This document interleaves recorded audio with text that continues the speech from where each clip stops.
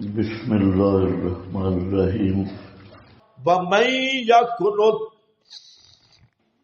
مِنْكُنَّ لِلَّهِ، اور جو یقنت اطاعت کرے گی تم میں سے اللہ کی اور اس کے رسول کی اور عمل کرے گی نیک، دیں گے ہم اس کو اجرہا، اجر اس کا مرتین، اس کا مرتین اجر بھی ڈبل ہوگا۔ وَأَعْتَدْنَا لَهَا، اور تیار کیا ہم نے بس اس کے رزقاً کریما، رزق کریم، جنت کا رزقاً کریما، جنت والا روزی اور جنت کا رزق ہم نے تیار کر رکھا ہے۔ اعتدنا لها رزقاً کریما، یہ کیا بیان ہو رہی ہے؟ شان یا توہین؟ یہ شان بیان ہو رہی ہے۔ من یقنت منکن، یہ وہی من بیانیہ ہے، اور یقیناً ان کلمات کو پڑھنے والا یہی سمجھے گا بشرط صحت نسب کہ یہ ازواج مطہرات کی شان بیان ہو رہی ہے۔ وَأَعْتَدْنَا لَهَا، اور اس آیت سے معلوم ہوتا ہے ازواج مطہرات سب جنتی ہیں۔ سورہ نور میں حضرت عائشہ کو خاص کر جنتی کہا گیا۔ اعتدنا لها رزقاً کریما، یا نساء النبی، اے نبی کی بیٹا، نبی کے گھر والیوں، یا نساء النبی لستن کاحد، نہیں ہو تم مثل کسی ایک کے عورتوں میں سے، ان اتقیتن، اگر تم ڈرتی رہو، تقوی اختیار کرو، فلا تخضعن بالقول، اور نہ نرم کرو بات کہ طمع کرے وہ آدمی جس کے دل میں مرض شہوت کی، وقلنا، اور کہو قولا معروفا، بات موافق دستور شرع کے، وقرن فی بیوتکن، اور ٹھہری رہو اپنے گھروں میں، ولا تبرجنا، یعنی بلا تبرجنا کا معنی کیا کہہ رہا ہوں؟ یعنی نہ ظاہر ہو وہ، نہ نکلو بن سنور کر جیسا کہ نکلتی تھی بن سنور کے، الجاہلیت الاولی ہے، تبرج تھا بن سنور کر نکلنا تھا پہلی جاہلیت کا، اور قائم رکھے نماز اور دیتی رہیں زکوٰۃ اور اطاعت کریں اللہ کی اور اس کے رسول کی۔ انما یرید اللہ، یا نساء النبی، اے نبی کی بیویوں، لستن کا معنی لکھا ہے، دیکھیں لستن یعنی فی الفضل والشرف، کیا یعنی فی الفضل والشرف، کا احدن، کا واحدت نہیں فرمایا، کا احدن فرمایا، کیونکہ احدن یہ نفی مذکر سے بھی ہے، مؤنث سے بھی ہے، واحد سے بھی ہے اور جماعت سے بھی ہے۔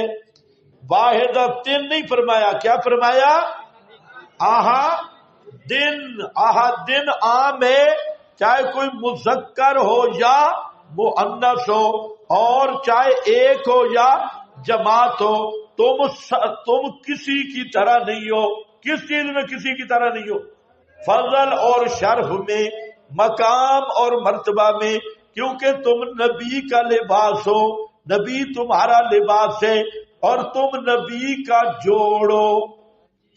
میں نے بتایا تھا نا، ازواج صرف جہاں بولا گیا ہے جن میں دونوں میں مناسبت ہے، ورنہ امرات نوح آیا ہے، امرات لوط آیا ہے، اور جہاں بار بار ازواج نبی آ رہا ہے، ازواج اور ازواج وہاں ہے جہاں مناسبت موجود ہو، تو فرمایا تم نہیں، توجہ ہے آپ کی، کس چیز میں نہیں؟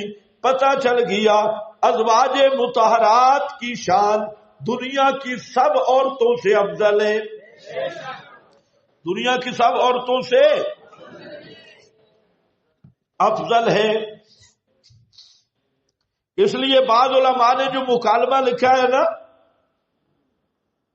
حضرت عائشہ اور حضرت فاطمہ کا، اگرچہ ثابت تو نہیں ہے، خطیبوں کی باتیں، لیکن اشعار بہت اچھے ہیں، اشعار وہ ویسے سننے والے ہیں، لیکن یہ بھی ساتھ عقیدہ رکھنا چاہیے کہ یہ گپ شپ من الخطبہ، لستن کاحد من النساء، اگر ثابت ہوتا تو بہت مزے کے شعر ہے، میں سناتا لیکن فضول ہے. یعنی تقیتن فلا تخضعن بالقول، فلا تخضعن بالقول کا معنی مولانا حسین علی کہتے ہیں کوئی ڈھلی گل نہ کرائے. ڈھلی گل نہیں کرنی. کیڑی ڈھلی گل؟ کہ پیغمبر کریم نے جو زینب سے شادی کی ہے اس باب میں کوئی ڈھلی گل نہیں کرنی. لا تخضعن بالقول، آئیں گی عورتیں، وہ کہیں گی، کیونکہ بہت بڑا طوفان تھا نا، حضرت زینب کا نکاح کوئی معمولی بات نہیں تھی. ہاں یہودیوں کو موقع مل گیا، کوئی تھوڑی سی موبائل کی بات نکلے سے ہاں کہاں کہاں کے مشرک اکٹھے ہو گئے. کانوں پہ ہاتھ رکھو، بیٹے کی بیوی سے شادی، استغفر اللہ استغفر اللہ. تو لا تخضعن، کوئی ڈھلی گل نہیں کرنی، یعنی نرم بات نہ کرنا پیغمبر کے زینب والے نکاح میں ہے. فیتما پس تما کرے گا وہ جس کے دل میں مرض ہے منافق، وہ اور زیادہ برگلانے کی کوشش کرے گا. دوسرا فلا تخضعن بالقول، نہ نرم گفتگو کرنا بات کے ساتھ. کیوں آگے آ رہا ہے کہ ازواج مطہرات سے صحابہ نے مسئلہ بھی پوچھنا ہے اور یہ مسائل بھی پوچھنے ہیں، اور بھی بہت سارے مسائل وہ حل ہوں گے، آگے آئے گا. تو فرمایا گفتگو تو کر سکتی ہیں لیکن پردے کے پیچھے ہوگی، اور ہوگی کیسے؟ کہ ایسی نرم گفتگو نہ ہو کہ جس کے دل میں مرض ہو. کیونکہ پھر صحابہ کرام جب سوال کرتے تو منافق بھی آ جاتے، وہ بھی سوال کرتے. جس کے دل میں مرض ہے، مریض آدمی، شہوت کے مارے منافق، وہ کوئی تما نہ سمجھ لیں اور وہ میل نہ ہونے لگے. اس میں بھی ایک لطیف اشارہ ہے. لا تخضعن بالقول ہے، آگے پا یطمع، تمہارے دل تو پاک ہیں، تمہارے دل تو، تمہارے دلوں پہ تو کسی کو شبہ ہی نہیں ہو سکتا. ہاں مریض کے دل میں ہو سکتا ہے تما. یہ بالکل اسی طرح کی بات ہے کہ حضرت یوسف کے قریب گناہ آیا، یوسف گناہ کے قریب نہیں گیا. کذالک لنصرف عنہ والفحشاء لنصرف عنہ السوء، ہم نے گناہ کو دھکا مار دیا. یوسف گناہ کی طرف مائل نہیں ہوا، گناہ آ رہا تھا.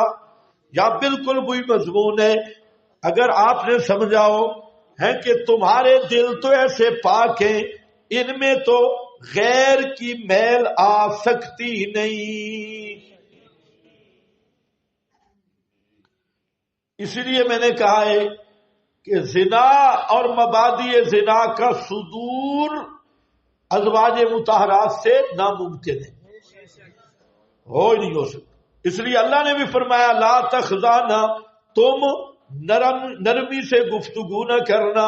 یہ نہیں فرمایا کہ کہیں تمہارے دل میل نہ ہو جائے، نہیں، گارنٹی آ گئی. تمہارے دل تو نور ایمان سے بھرے ہیں، اور ہاں یہ ہو سکتا ہے کہ کوئی منافق مریض اس کو موقع نہ ملے اور وہ باتیں نہ بناتا پھرے کہ ازواج مطہرات پیغمبر کی بیویوں سے میری یہ گفتگو ہوئی، اس لیے ذرا روکھا لہجہ رکھنا ہے، نرم لہجہ نہیں رکھنا کہ مخالف کو موقع نہ ملے. وقلنا، اور کہنا ہے قولا معروفا. لا تخضعن سے شبہ ہو رہا تھا کہ دو چار گالیاں بھی بندہ چھکویں دے. بھائی نرمی نہیں، کوئی پوچھے بھائی نبی پاک گھر ہے، کون ہے، دفع ہو جا. یہ بھی تو ہے نا لا تخضعن، ایک انداز یہ بھی ہے. ہاں لیکن یہ بھی نہ ہو، بلکہ کیا ہو قلنا قولا معروفا. یہ بعض لوگوں میں ہم نے دیکھا ہے کہ وہ شریعت میں کوئی تشدد بھی کرتے ہیں اور بعض بہت متسائل بھی ہے. تو تشدد یہی ہے نا. آج بھی بسا اوقات کئی ہوتے ہیں نا بالکل چبل مولوی, انہوں نے یہی تربیت کی ہوتی ہے. اکثر تو مولویوں کا پردہ ہی نہیں ہوتا ماشاءاللہ. ہاں ممبر پہ اور ہوتے ہیں اور اثر کے بعد شاپنگ بازاروں میں ہوتی, اکثر کا کوئی نہیں پردہ. اچھا کئی پھر اس طرح بھی متشدد ہو جاتی ہیں کہ اتنا تشدد سکھایا ہوا ہے کوئی باہر سے, گھر ہے کوئی, کون ہے بغیرتا فلانا, یہ نہیں. کولنا قولا معروفا, بات کہنی ہے معروف, یعنی جس میں روکھا پن اور خشکی ہو. اب تھانوی صاحب حضرت تھانوی, اور اس میں نرم بات نہ ہو لیکن گالیاں بھی نہ ہوں. وَقَرْنَ فِي بُيُوتِكُنَّ, اور ٹھہری رہو اپنے گھروں میں. قَرْنَ فِي بُيُوتِكُنَّ, ٹھہری رہو اپنے گھروں میں. کیا مطلب ٹھہری رہو؟ مسجد نہیں جانا. قَرْنَ فِي بُيُوتِكُنَّ کیا معنی ہے؟ قَرْنَ فِي بُيُوتِكُنَّ کا معنی ہے لا تبرجنا تبرج الجاہلیت الاولی. اس کو اچھی طرح سمجھو. روافض نے اس آیت کو اتنا اٹھایا حضرت ام المومنین کے خلاف کہ قرآن پاک کا حکم تھا کرنا فی بیوتکن. ام المومنین بصرہ کیوں گئی؟ کرنا کے خلاف عمل ہو گیا. پھر آپ کے مفتی بھی ساتھ مل گئے, انہوں نے حوام والے کتے لے آئے, اور پھر آپ کے مفتی جی حضرت عائشہ کو ارمان تھا کیوں گئی تھی, جب کرنا فی بیوتکن پڑھتی تو روتی تھی. مفتی شبی بھی لکھ گیا, روتی تھی یہ آیت پڑھ کے. خدا کے بندے کیوں, تمہیں کیا ہو گیا؟ ایسی جعلی روایات کے اتنے اندھے ہو گئے تمہیں ام المومنین کی عظمت کا بھی احساس نہیں, اور جھوٹی روایات, ہو اب کے کتے بھونکے, فلانے بھونکے, فلانے بھونکے. تم کس کی بات کر رہے ہو؟ ام المومنین جن کی طہارت قرآن میں موجود ہے, ان کے بارے میں جھوٹے راوی. اب دیکھو نا, روایت پرستی بھی ایک ایسی ضلالت ہے کہ بڑے سے بڑا مولوی بھی اس سے محفوظ نہیں ہوتا, کیونکہ روایت آ گئی نا, اور قرآن کو روایت کے تابع کر دیا. اب میری بات سنو, ہمارا اس پہ ایک مناظرہ ہوا, اور بہت زبردست مناظرہ ہوا. شیعہ کا وکیل تھا, وہ اپنے مناظر کو وکیل کہتی ہے, اور ہوا بھی اچانک, پہلے طے شے نہیں تھا. تو ہمارے ایک شاہ صاحب ہے, انہوں نے پروگرام بنایا, اس وکیل کو بلایا اور مجھے کسی اور کام کے لیے بلایا. تو وہاں جب ہم اکٹھے ہوئے تو مجھے ہنس کے کہتا ہے کہ آج میں ان کو بار بار دعوت دے رہا تھا لیکن یہ آپ کا نام سن کے نہیں آ رہا تھا, آج آ گیا, آج بات ہوگی. شروع ہو گئی گفتگو. اس نے, میں نے کہا کہ آپ ایک اعتراض کریں, ایک جو بڑا سوال ہے. اس نے کہا میں سائل ہوں. میں نے کہا ٹھیک ہے, آپ ایک اعتراض کریں جو آپ کا مضبوط اعتراض ہے. اس نے یہ آیت پڑھی, اس نے کہا دیکھو کرنا فی بیوتکن, یہ قرآن کا حکم ہے, اور ام المومنین نے اس حکم کی خلاف ورزی کی. آپ بصرہ گئی, لڑائی کی, مولا علی کے مقابلے میں آئی. میں نے کہا اب یہ ایک سوال نہیں, سوال دو ہیں. ایک ہے کرنا فی بیوتکن, باہر جانا, اس کی مخالفت, اور دوسرا ہے مولا علی کا مقابلہ. دو سوال ہیں, ایک نہیں. تو پہلی بات میں نے کہا کہ آپ مجھے بتائیں کرنا فی بیوتکن کا کیا معنی ہے؟ کہ گھر کمرے سے باہر نہیں نکلنا, نہ قضاء حاجت کے لیے, نہ مسجد میں, نہ جہاد میں, نہ حج میں, نہ عمرہ میں. اگر یہ معنی ہے تو پھر اس آیت کی مخالفت سیدہ نے نہیں کی, نبی پاک نے کی ہے معاذ اللہ. کیونکہ آپ اس آیت کے نزول کے بعد حج عمرے پہ بھی لے گئے. اس آیت کے نزول کے بعد ازواج مطہرات مسجد میں بھی آئیں اور باہر بھی آئیں, تو کرنا فی بیوت کننا کا اگر مطلب یہ ہے کہ کمرے میں بند رہنا ہے، گھر کی چار دیواری سے باہر نہ نماز کے لیے آ سکتی ہے، نہ عید کے لیے آ سکتی ہے، نہ حج و عمرہ کے لیے جا سکتی ہے، اگر یہی معنی ہے تو پھر ام المومنین پہ اعتراض نہیں ہے، یہ اعتراض تو محمد مصطفیٰ پہ۔ تمہیں سمجھ کچھ بھی نہیں ہے؟ آپ کی زندگی میں بات نہیں آتی تھی، بلکہ آپ نے منع، آپ نے حکم دیا ہے کہ عورتوں کو عیدگاہ میں آنے سے نہ روکو، ان کو عیدگاہ میں آنے دو۔ پھر کوئی بندہ نہیں ثابت کر سکتا کہ آیت کے نزول کے بعد ازواج مطہرات مسجد نبوی میں نہ آئی ہوں، حج عمرہ پہ نہ گئی ہوں، جنگ میں آپ قرآن اندازی کرتے جنگ میں نہ گئی ہوں، تو جنگ گھر ہے۔ اب یہاں جب پہلی بات میں نے کی تو وکیل صاحب کا چہرہ اڑ گیا، جواب شواب نہیں تھا۔ میں نے کہا آپ بچے طے کرنا فی بیوت کننا کا معنی کیا ہے؟ تو کہتے آپ کریں۔ میں نے کہا اعتراض آپ کہے تو آپ کریں، اگر میں نے کرنا ہے تو کرنا فی بیوت کننا کے آگے تفسیر موجود ہے، بلا تبرجنا تبرج الجاہلیت الاولی، گھر میں ٹھہری رہو، اور تبرج بروج سے ہے، بروج بروج سے ہے، اور جیسے جاہلیت اولی میں عورتیں بن سور کر نکلتی تھی اس طرح کر کے باہر نہیں جانا۔ مسجد میں بھی جا سکتی ہو، حج پہ بھی جا سکتی ہو، عمرہ پہ بھی جا سکتی ہو، جہاد پہ بھی جا سکتی ہو، لیکن جاہلیت اولا کا تبرج اور بروز، برج نہیں، برج کس کو کہتے ہیں؟ برج کو بھی برج اس لیے کہتے ہیں کہ دور سے نظر آتی ہے۔ تو جاہلیت اولا میں عورتیں سر سے جاہلیت اولا کے آپ جاہلیت ثانیہ بھی دیکھ لو، جاہلیت ثانیہ میں جیسے عورتیں بازاروں میں پھرتی ہیں، یہ موجودہ جاہلیت ثانیہ ہے، وہ جاہلیت اولا تھی اسلام سے پہلے۔ تو وہاں عورتیں بن سور کے سرخیاں پاؤڈر اور جناب گانے شانے مانے اور بال اوپر لٹکا کے اور جہاں دوپٹوں کے بغیر بن سور کے وہ نکلتی تھی، تو فرمایا کرنا فی بیوت کننا کا مطلب یہ ہے لا تبرجنا تبرج الجاہلیت الاولی۔ اگر اس جملے کو اس کرنا کا مفسر نہیں بناتے پھر اعتراض ازواج مطہرات پہ نہیں، پھر اعتراض پیغمبر کریم پہ کہ انہوں نے سب سے پہلے اس آیت کی خلاف ورزی کی، اور جو نبی پہ اعتراض کرے قرآن کی خلاف ورزی کا وہ تو ہے ہی مرتد، اسے کیا حق بنتا ہے آگے بک بک کرنے کی، وہ تو نبی کا ہی منکر ہے۔ میں نے کہا یہ پہلی تو ہو گئی، اب ذرا دوسری بھی سن۔ ہم تو کہتے ہیں حضرت عائشہ مقابلے میں نہیں آئی تھی، نہ مقابلہ، وہ تو صلح کرانے آئی تھی، اور صلح کا حکم قرآن میں ہے اصلحوا بینہما بالعدل ان طائفتان من اقتتلوا اصلحوا بینہما، ان کے درمیان صلح کراؤ۔ اور ام المومنین صلح کی غرض سے تشریف لے گئی تھی، اور یہ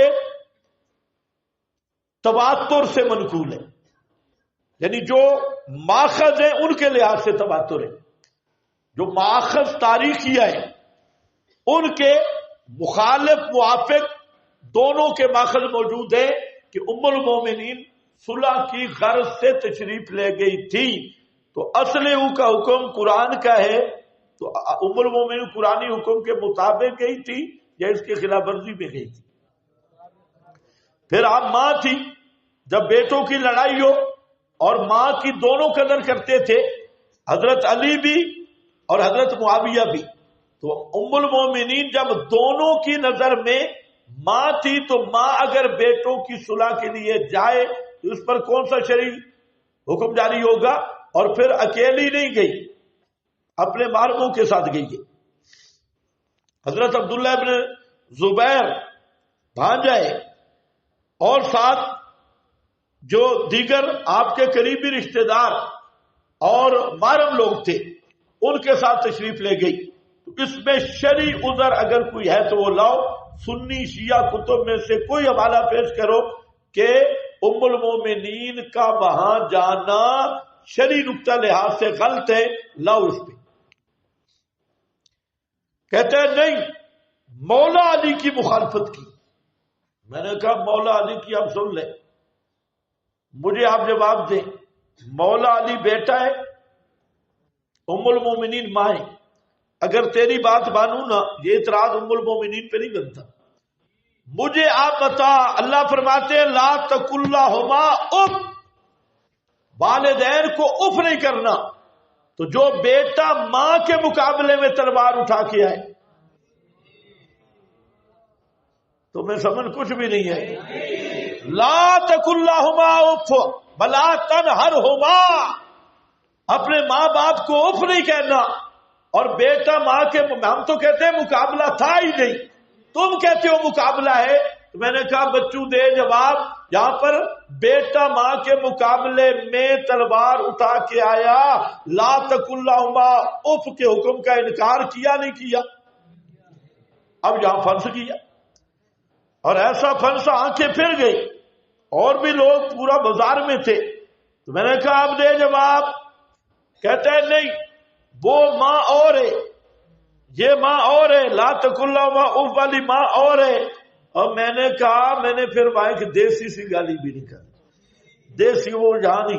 میں نے کہا فلانی دے، تجھے تیری ماں چوڑی ماں تیری، اس کی اللہ نے نشان بنائی ہے کہ لا تقل لہما اف، اور تجھے تیری ماں پتہ چلی ہے، محلے والوں نے بتایا ہے کہ یہ تیری ماں ہے، اور تو نے اعتبار کیا، اور وہ ماں جو پورے ایمان والوں کی ماں ہے، اور جس کا ماں ہونا قرآن بتا رہا ہے، اگر تیری چوڑی ماں کا یہ شان ہے تو سارے مومنوں کی روحانی منصوص ماں کا یہ شان نہیں ہوگا، اس کا یہ حکم نہیں ہوگا۔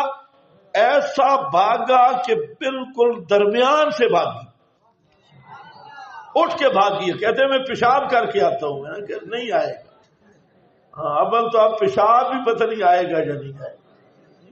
تو یہ ایسے بے غیرت لوگ ہیں۔ تو کرنا فی بیوتکم، نام کہتے ہیں رافضیوں بولو، کس چیز پہ اعتراض ہے تمہارا؟ پہلے تو مانا کرنا فی بیوتکم کا، پھر اب ایک اعتراض پہ ٹکتے نہیں نا، کہ پہلے پڑھیں گے کرنا فی بیوتکم، تو پھر یہ اعتراض ام المومنین پہ نہیں، یہ اعتراض محمد رسول اللہ پہ، کہ آیت کہہ رہی تھی کہ گھر سے نہیں نکلنا، مسجد میں آپ کی زندگی میں، جہاد میں آپ کی زندگی میں، حج عمرہ پہ آپ کی زندگی میں آتی رہی، اور صرف حضرت عائشہ نہیں، باقی ازواج مطہرات بھی ہے، حضرت صفیہ بھی ہے، اور بھی ہے، اس حج میں بھی وہ تھی جس حج میں حضرت عائشہ تھی۔ تو اچھا، پھر صحابہ میں سے کسی نے یہ بات نہیں سمجھی، کسی کو یہ سمجھ نہیں ہے کرنا فی بیوتکم کا کیا معنی ہے، اس رافضی نے سمجھی ہے۔ اور پھر دوسری بات یہ ہے، ہم کہتے ہیں حضرت عائشہ لڑائی کے لیے نہیں گئی، کس کے لیے گئی؟ اگر تم کہتے ہو نا لڑائی کے لیے گئی، تو پھر بھی آؤ بچوں، اگر ماں مارے بھی صحیح نہ تو بیٹا اف بھی نہیں کر سکتا، تو ماں کے ساتھ بیٹا ماں کی لڑائی ہو تو قصور کس کا سمجھا جائے گا؟ بیٹے کا یا ماں کا؟ وہ ماں ہے، یہ بیٹا ہے، تو اعتراض عائشہ پہ نہیں ہوگا، اعتراض علی پہ ہوگا۔ اور اسی لیے میں چیلنج سے کہتا ہوں دنیا کے سارے شیعوں کو کہ جو اعتراض تم ابو بکر عمر عثمان پہ کرتے ہو وہ اعتراض براہ راست حضرت علی پہ ہوتا ہے، اور جو اعتراض تم ام المومنین سیدہ عائشہ پہ کرتے ہو وہی اعتراض حضرت علی پہ ہوتا ہے، حضرت فاطمہ پہ ہوتا ہے، اور خاندان نبوت پہ ہوتا ہے۔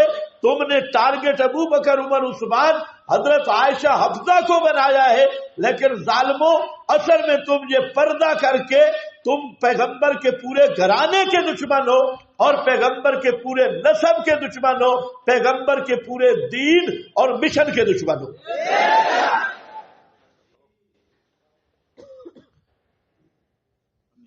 لیکن کہنا کچھ نہیں، پاکستان بنانے میں ہمارے ساتھ تھے۔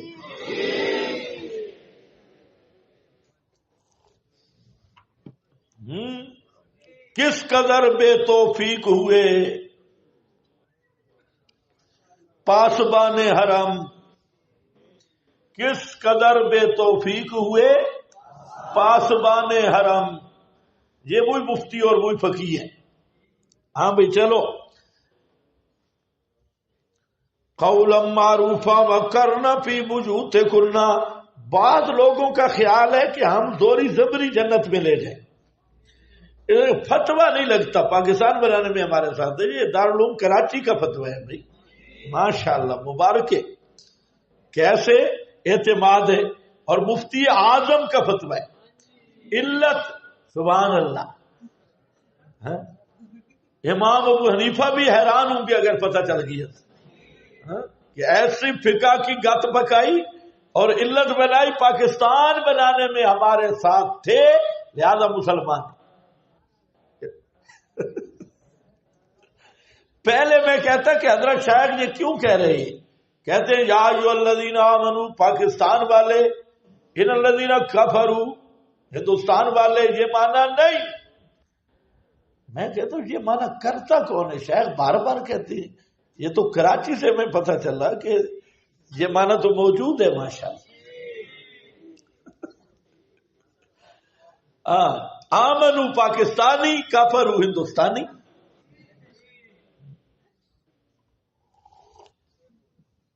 ہاں بھائی دیکھو, کرنا فی بیوتکن ولا تبرجنا تبرج الجاہلیت الاولی. بعد نے کہا اولا ثانیہ کے مقابلہ میں نہیں, قبل الاسلام ہے. لیکن کرینے قیاس یہی ہے کہ ایک جاہلیت اولا ہے اور ایک جاہلیت اخرى ہے, ثانیہ ہے, اور وہ ہمارے زمانے کی جاہلیت ہے. یہ تبرج یہ بھی اسی طرح ہے. اور کرنا کا حکم بظاہر ازواج کو ہے, مراد تمام اہل ایمان عورتیں ہیں. سمجھو سمجھو سمجھو سمجھو. تمام عورتیں. حضرت فاطمہ کو بھی حکم ہے. بات کہوں, حضرت فاطمہ کو بھی حکم ہے. جمل تمہیں یاد آتی ہے اور تم خود بکواس کرتے ہو کہ حضرت فاطمہ دربار خلافت میں گئی تھی, تو وہاں کرنا فی بیوتکن کہاں گیا؟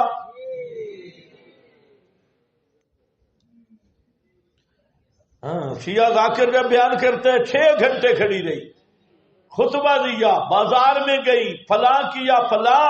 اس کو کہو ابن القلب یہ ذرا بتانا کہ کرنا فی بیوتکن کا مخاطب حضرت فاطمہ بھی ہیں یا نہیں. یہ تو کرنا فی بیوتکن تمام مومنوں کی مائیں بھی اور تمام اہل ایمان عورتیں سب کو یہ حکم شامل ہے. خطاب جیسے نبی کو ہوتا ہے, مراد امت بھی ہے. بار بار آپ نے پڑھا, بات ازواج مطہرات کی ہے اور امت کی تمام باحیا عورتیں اس کا فرد ہے. کرنا فی بیوتکن. جنگ جمل والا واقعہ تو یاد ہے, اور جو تم نے اتنا جھوٹ بنایا ہوا ہے بہت بڑا کہ حضرت فاطمہ بازار میں آئے, دربار خلافت میں 4 گھنٹے تقریر کی, فلاں کیا فلاں. تو اس کو کہو او ابناء الکلاب کلاب, او ابناء الکلاب, بتاؤ ذرا کہ یہ کرنا فی بیوتکن کے خلاف کیوں نہیں؟ پھر اگر خلیفہ برحق نہیں تو مطالبہ اصول کافی میں لکھا ہے, خلیفہ نا حق ہو, امام نا حق ہو, اس سے حق مانگنا بھی حرام ہے. تو حضرت فاطمہ حضرت صدیق سے جو مطالبہ کر رہی ہیں تو تب کر رہی ہیں کہ ابو بکر کو خلیفہ برحق مانا ہے. اگر برحق نہیں مانا تو پھر تم ادھر کہتے ہو سیدہ معصومہ ہے, ادھر کہتے ہو کہ نہ حق خلیفہ سے حق مانگنا حرام ہے. تو کیا حضرت فاطمہ حرام طلب کر رہی تھی؟ معاذ اللہ. بالکل یہ ایسا ٹبر ہے رافضیوں کا جن کا نہ مڈ دیتے نہ باندھے, نہ ابا لیتے نہ ان کی جو ادوار ہیں ان کے افواہ سے افضل ہے. تمہیں سمجھ کوئی نہیں ہے. دبر الرافضی افضل من فمی. ہاں بھائی دیکھو، قرن فی بیوتکن ولا تبرجنا تبرج الجاہلیت الاولی واقمنا الصلاۃ، اور قائم رکھو نماز، وآتینا الزکاۃ، اور دیتی رہو زکات، اطاعت کرو اللہ کی اور اس کے رسول کی۔ انما یریدو، انما یریدو، او پیچھے چلو، انما یریدو کل ازواجک ان کنتن تردن الحیاۃ الدنیا، خطاب ذرا گنو، کل ازواجک ان کنتن ایک، تردنا دو، تعالین تین، امتے کننا چار، اسرے کننا پانچ، کنتنا چھ، تردنا سات، اور من کننا آٹھ، یا نساء النبی نو، میں یاتے من کننا دس، اور آگے وَمَن یَقْنُتْ مِنْکُنَّ گیارہ، تعمل بارہ، اور یا نساء تیرہ، لستن چودہ، ان اتقیتن پندرہ، تخزانہ سولہ، کلنا کرنا، لا تبرجنا، اقمنا، آتینا، اتینا، 22 خطاب۔ یہ 22 خطاب کس کو ہیں؟ ازواج مطہرات۔ فرمایا یہ جو 22 خطاب میں مسائل آئے، یہ کوئی تمہاری توہین نہیں۔